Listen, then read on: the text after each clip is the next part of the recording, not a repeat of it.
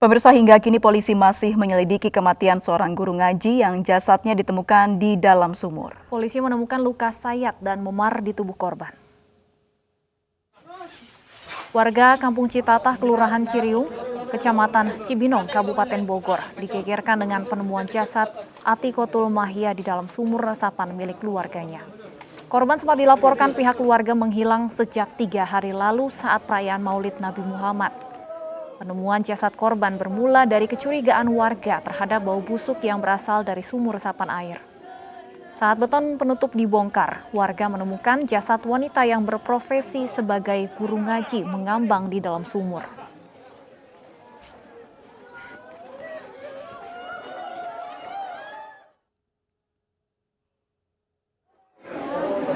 Jam setengah 9 kurang, setengah 10 kurang ya. Saya lihat dia pulang dari musola, buka gerbang sama anak, dia 3 orang kan, anaknya yang digendong sama anaknya yang satu jalan. Ya udah. Di kampung halaman di Desa Wonorejo, Kulon, Kabupaten Purworejo, Jawa Tengah, jenazah almarhumah Atikotul Mahya, tempat pemakaman Desa Wonorejo Kulon. Jenazah almarhumah tiba di rumah duka setelah sebelumnya diotopsi di Rumah Sakit Polri Kramat Jati, Jakarta.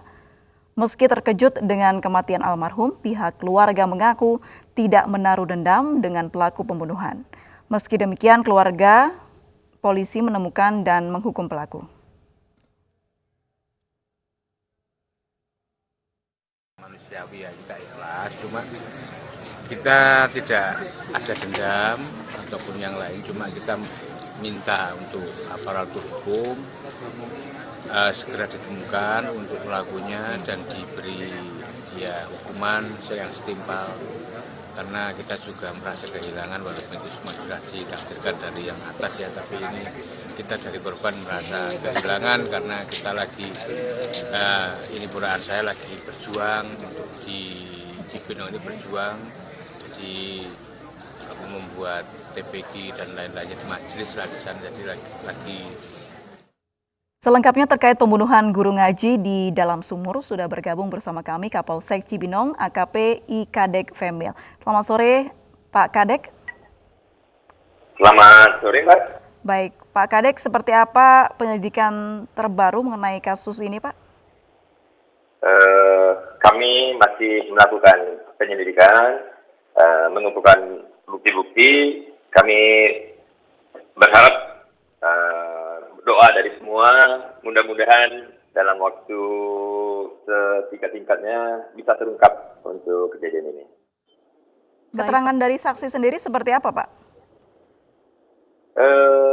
Kalau yang mengetahui secara pasti belum ada ya Mbak ya, namun ada saksi yang mengatakan hanya mendengar ada rintihan jeritan dari suara wanita kesakitan 2 kali.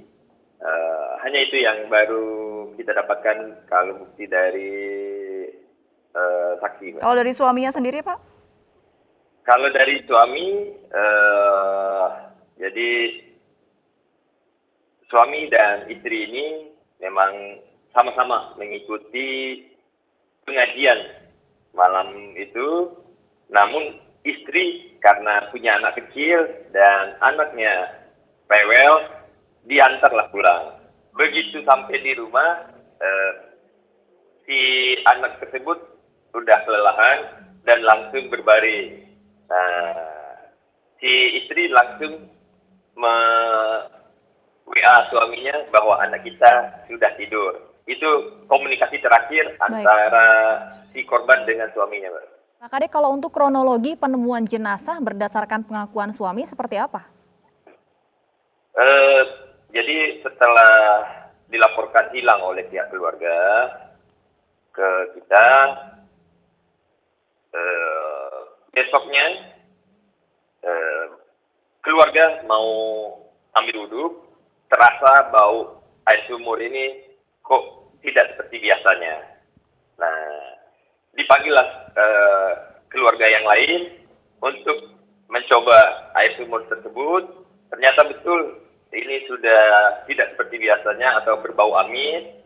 Nah, dengan rame-rame pihak keluarga mencoba membongkar sumur tersebut yang karena sudah ditutup. Nah, terlihat sesosok mayat dan baru dilaporkan kepada kita. Baik, jadi pada saat ditemukan kondisi sumur ini dalam kondisi tertutup. Ya, hanya ditutupi kayu dan triplek dan sejenisnya gitu, Mbak. Baik, sejauh ini sudah ada berapa saksi artinya Pak yang sudah diperiksa? Sejauh ini dari pihak suami, keluarga, dan tetangga, dan yang mendengarkan sudah lebih kurang 5 orang yang sudah kita periksa. Ya, kami sangat antusias sekali harus mengungkap kejadian ini, Mbak. Baik, ada indikasi atau temuan tertentu Pak dari jasad yang ditemukan? Gimana, Mbak? Apakah ada tanda-tanda kekerasan Pak dari jasad yang ditemukan? Kami tidak bisa menyampaikan secara rinci, itu menunggu hasil dari otopsi. Namun sekilas memang betul ada tanda-tanda pelipis kanan seperti terbentur gitu, Mbak. Ada kepala, ada kayak darah beku. Gitu. Tapi kalau dari keluarga sendiri, apakah ada informasi pertengkaran keluarga begitu Pak yang terjadi? Nggak ada. Baik. Antar hubungan keluarga baik semua, Mbak. Baik, terima kasih atas informasinya. Semoga kasus ini bisa segera terungkap. AKP Kadek Felmi, Kapolsek Cibinong. Pemirsa, polisi masih menyelidiki kasus kericuhan berujung penganiayaan terhadap prajurit TNI yang dilakukan rombongan pengendara motor gede di Bukit Tinggi, Sumatera Barat. Kasus penganiayaan tersebut membuat warga di sekitar lokasi kejadian trauma.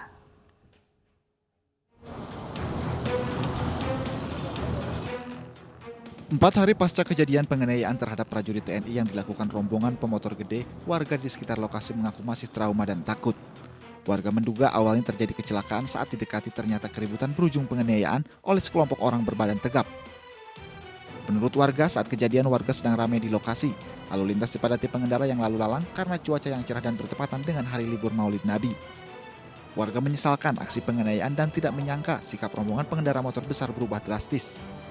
Teratur rapi di jalan, tapi akhir-akhir ini saya lihat mereka tuh ya agak gimana ya di jalan ya, kayaknya kayak kurang sopan gitu ya, seenaknya, apalagi sejak kejadian kemarin, saya rasanya udah hilang simpati kayaknya, kok bisa mereka bertindak begitu ya. Hingga saat ini polisi telah menetapkan 5 anggota motor besar Harley Owner Group Siliwangi Bandung Chapter sebagai tersangka. Tersangka dijerat pasal penganiayaan dengan ancaman hukuman 7 tahun penjara. Dari Bukit Tinggi, Sumatera Barat, Wahyu Sikumbang, iNews melaporkan. Dan pemirsa, untuk membahas lebih lanjut sudah bergabung bersama kami Om Indro Warkop, pendiri Harley Davidson Club Indonesia. Selamat sore, Om Indro. Selamat sore, Mbak. Iya, Om Indro, kami ingin minta tanggapannya nih terkait dengan kasus yang terjadi, pertikaian yang melibatkan anggota klub motor gede. Kalau Om Indro sendiri melihatnya bagaimana terkait kasus ini? Saya sebetulnya nggak kepengen mengomentari kejadian itu. Karena gini, saya nggak tahu persis sebetulnya awal mulanya seperti apa. Yang saya tahu ada rombongan yang tercecer gitu ya. Tapi begini, saya melihatnya justru dari kacamata manajemen touring. Jadi bagaimana pengaturannya, bagaimana satu persatu pengaturan per anggotanya seperti itu. Di sini kalau saya ngelihat memang kececeran gitu dan Maksudnya tercecer seperti memang, apa, Om Indro? Kenapa? Maksudnya tercecer seperti apa? Berantakan Ya begitu? kan, ini yang keributannya ini kan rombongan yang tertinggal dari rombongan pertama kan. Baik. Ya Artinya kan? seharusnya kalau sedang touring ini kode etiknya atau mungkin do and don'ts-nya memang seharusnya tetap bersama-sama, Om Indro. Ada aturan tidak tertulisnya mungkin? Bukan seperti itu saja. Tertulis ada dan banyak sekali aturannya, tetapi secara garis besar, secara manajemen konvoy atau secara safety riding instruction kayak gitu ya, itu ada beberapa panduan. Di antaranya salah satu adalah bagaimana berfungsinya alat komunikasi. Kalau sekarang kan ada alat komunikasi, sehingga yang satu harus nunggu, Nanti yang belakang kalau tercecer bisa bergabung lagi. Itu kalau satu rombongan. Tapi satu rombongan sendiri sekarang sebetulnya idealnya adalah per rombongan itu 10 sampai 15 itu udah besar. Mengingat apa? Perkembangan jalan kita, perkembangan lalu lintas kita kan juga berkembang. Jangan sampai rombongan itu mengganggu rombongan atau mengganggu lalu lintas umum dan mengganggu rombongan itu sendiri juga. Karena kita semua sama-sama pemakai jalan. Nggak ada punya hak yang lebih dari kita kayak gitu ya kan. Itu gitu. Nah, Baik, Om ini Indro. kelihatannya ada rombongan besar yang tertinggal rombongan yang lain yang besar juga. Kalau yang saya dengar berapa? 15 yang di awal, yang ini yang tertinggal 10 itu rombongan besar banget. Kalau ada yang tertinggal itu pun biasanya kalau sistem body, misalnya pengendara 1 berteman dengan 2 berteman 3 berteman dengan 4, 5 berteman dengan 6. Itu hanya 2 yang berhenti, paling ditemani oleh sweeper di belakang atau mekanik.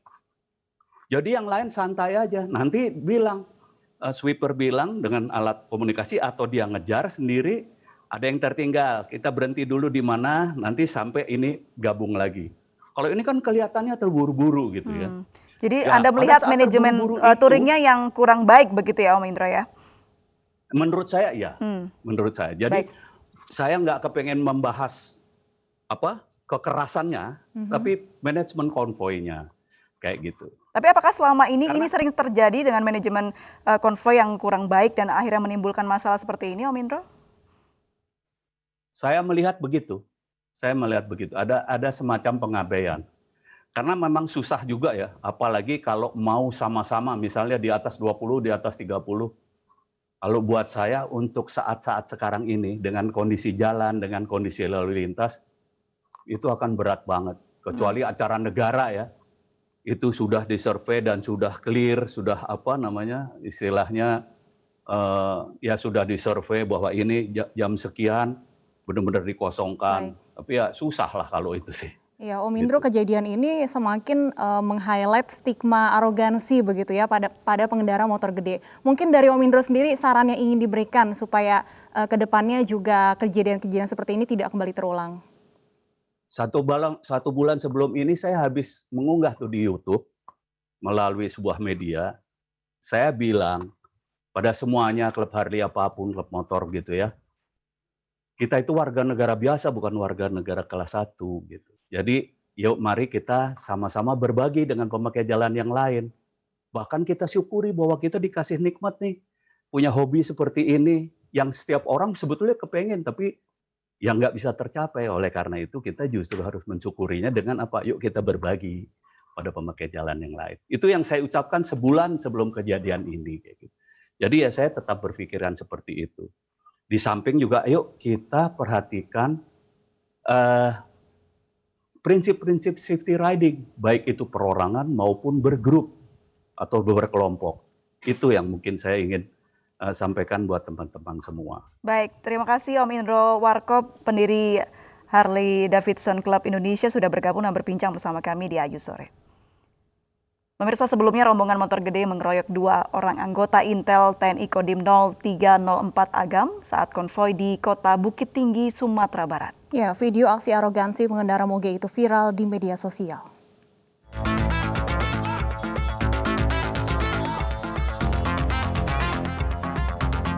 Inilah video rekaman CCTV arogansi oknum pengendara motor gede Harley Davidson yang mengeroyok 2 orang prajurit TNI Kodim Agam di Kota Bukit Tinggi, Sumatera Barat.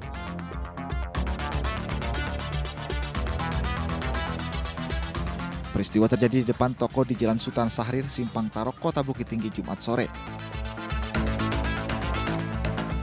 Komandan Kodim 0304 Agam, Letkol ARH Yosip Brotsi Dadi, menjelaskan korban adalah anggota TNI yang bertugas di Satuan Intel Kodim 0304 Agam, Sumatera Barat. Usai kejadian, kedua korban dibawa ke rumah sakit tentara untuk mendapatkan pengobatan. Atas perbuatannya, polisi menangkap 5 pengendara rombongan Harley Owner Group atau HOG Siliwangi Bandung Chapter Indonesia. Tersangka dijerat pasal penganiayaan dan pengeroyokan dengan ancaman pidana 7 tahun penjara. Dari Bukit Tinggi, Sumatera Barat, Wahyu Sekumbang, iNews melaporkan. Hingga kini 3 bocah yang hilang misterius di Langkat, Sumatera Utara belum juga ditemukan. Warga luar desa Naman Jahe berdatangan karena penasaran dengan cerita hilangnya 3 bocah secara misterius.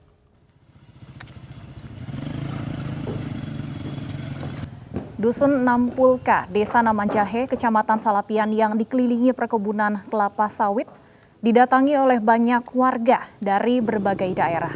Kampung yang semula sepi mendadak ramai usai peristiwa 3 anak hilang secara misterius. Ketiga anak yang hilang masing-masing berusia 7 tahun. Ramainya luar desa yang datang membuat penduduk setempat merasa terganggu, terutama orang tua dari ketiga anak tersebut. Meski posko pencarian ketiga anak ditutup sementara selama 3 hari, namun warga, relawan, dan polisi tetap melakukan pencarian. Hingga hari ke-14 belum ada tanda-tanda keberadaan 3 anak yang hilang.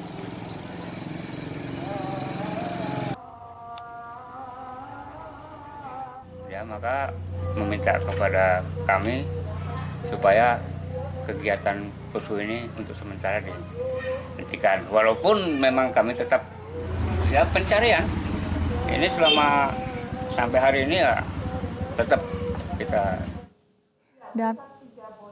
Dan pemirsa, untuk mengetahui seperti apa kronologi hilangnya 3 bocah di Langkat, Sumatera Utara, kita akan bergabung dengan rekan kami Aprilianita Putri.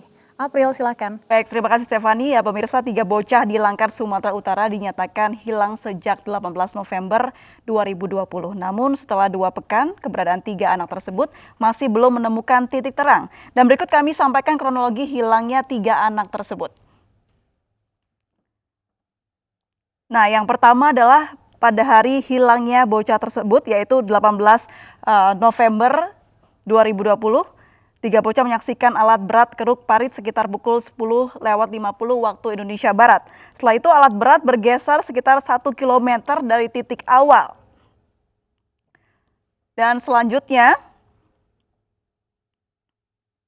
hingga pukul 14 waktu Indonesia Barat, 3 bocah belum pulang ke rumah. Nah, setelah itu orang tua korban langsung mencari bocah yang hilang namun nihil.